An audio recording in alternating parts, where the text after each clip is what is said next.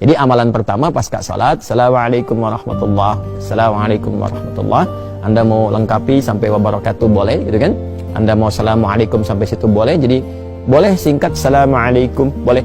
Kalau di madzhab Maliki itu biasanya yang salam pertama Assalamualaikum, kemudian yang kedua Assalamualaikum warahmatullah, gitu ya.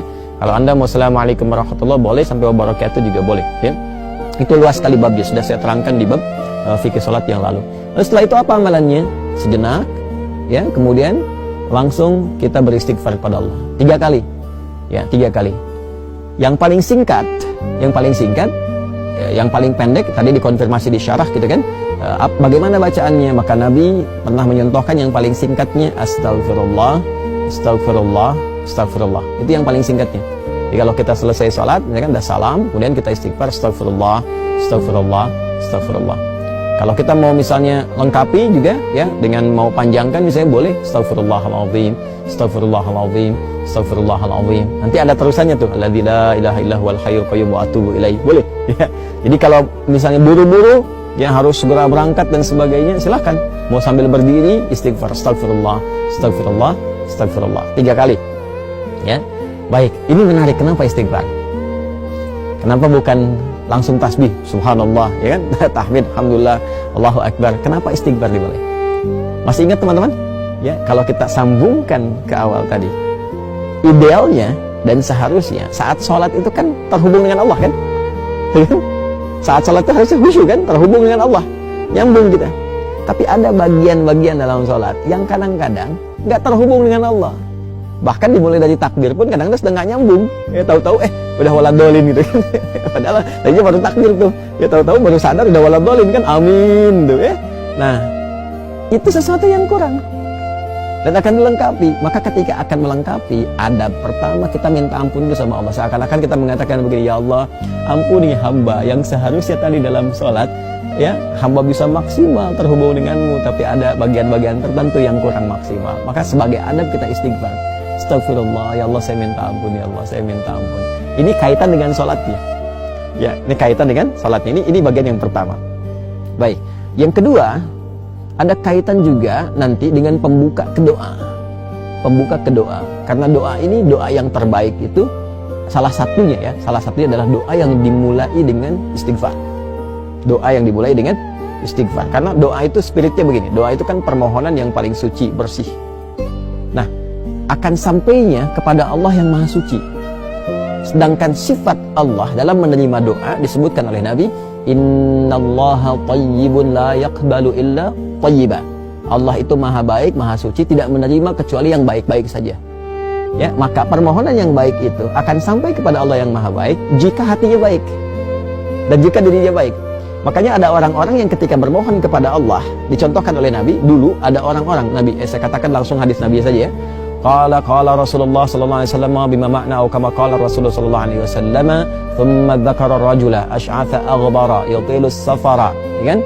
Yamuddu yadayhi ila as-sama'i fayaqulu ya Rabb, ya Rabb. Faqala Rasulullah sallallahu alaihi wasallam, anna yustajabu lidzalika famat'amuhu haramun wa mashrabuhu haramun wa ghudhiya biharamun fa anna yustajabu lidzalik.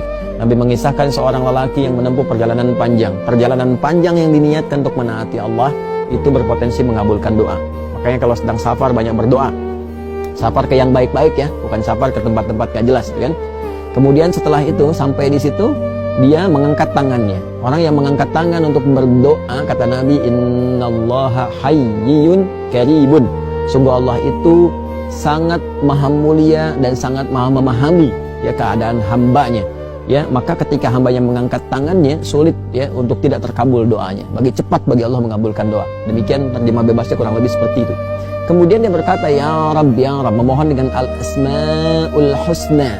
Al-asma'ul husna, memohon dengan al-asma'ul husna mempercepat terkabul doa. Seperti Quran surah ke-17 Al-Isra di ayat 110. Qulid Allaha awid ar-Rahman ayyamma tad'u falahul asma'ul husna. Sebut nama Allah, sebut nama Ar-Rahman. Kalau mau spesifik, pilih salah satu nama di Al-Asmaul Husna sesuai dengan kebutuhan kita. Jadi dia melakukan 3 hal yang seharusnya mempercepat doanya 3 kali lebih cepat dari keadaan biasa. Tapi komen Nabi apa? Kata Nabi, anna yustajabu lidzalik. Bagaimana doanya bisa dijawab? Susah dijawabnya nih. Kenapa? Mat'amu haram, sumber makanannya haram. kan, masyrabu haram, sumber minumannya haram.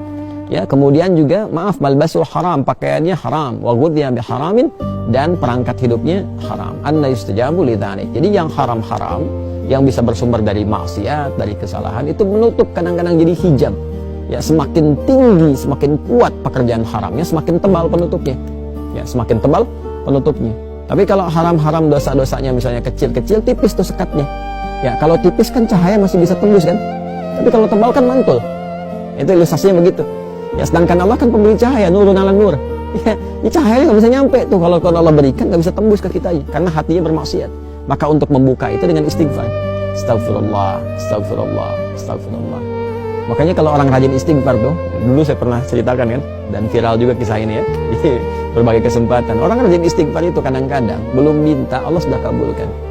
Saya tidak harus mengulang tentang kisah tukang roti ya, dan sebagainya, gitu. Tapi itu indah sekali, latihan deh, latihan. Sampai istighfar itu jadi kebiasaan, bukan hanya pasca salat. Ya, di jalan bisa istighfar, duduk di mobil bisa istighfar, ya, kemudian kita kadang merenung bisa istighfar. Itu kalau sudah menyatu dengan kepribadian kita, masya Allah, enak itu, enak, tenang, nyaman. Latihannya salat. Jadi istighfar memberikan fungsi sebagai adab permohonan ampunan kepada Allah karena mungkin tadi tidak sempurna dalam salat, ya kan? Lalu dengan kasih Allah itu diberikan pemaafan dan disempurnakan.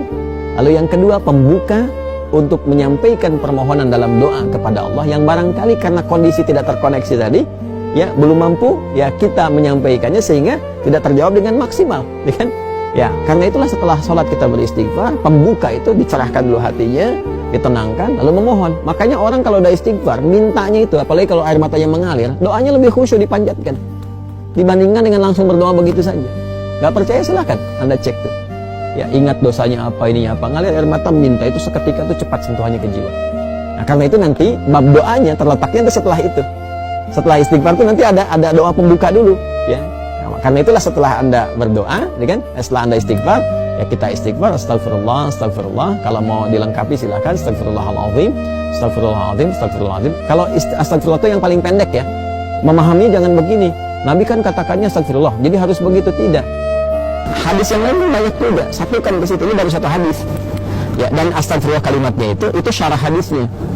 Secara hadis ketika dikonfirmasi, hadis pokoknya mengatakan istighfar dan beristighfar 3 kali. Nggak disebutkan bagaimana caranya. Kalau kita ngaji hadis kita temukan ada 3 nih, versi yang pendek, versi menengah, versi yang panjang. Ya, memahaminya bagaimana? Kalau sedang buru-buru, ya kalau mau singkat astagfirullah, astagfirullah, astagfirullah.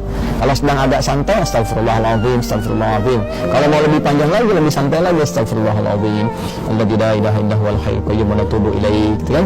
Astagfirullahaladzim, alladzi la ilaha illa huwal hayyul qayyum wa atubu ilaih. Atubu untuk pribadi, natubu untuk banyakan. Ya kan? Jelas ya? Jadi itu yang bisa kita katakan. Tapi 3 kali ini maksudnya sampai merasakan ke jiwa, bukan cuma lihat, bukan cuma di lisan. Ya, lihat, zikir itu sampai ingat, bukan sampai keluar. Ini sampai ingat ya, sampai betul kalimat yang kita ucapkan mengingatkan kita dengan atau menyambungkan kita dengan Allah Subhanahu wa taala. Astagfirullah, astagfirullah, astagfirullah. Rasakan di hati kita sampai tembus ke jiwa.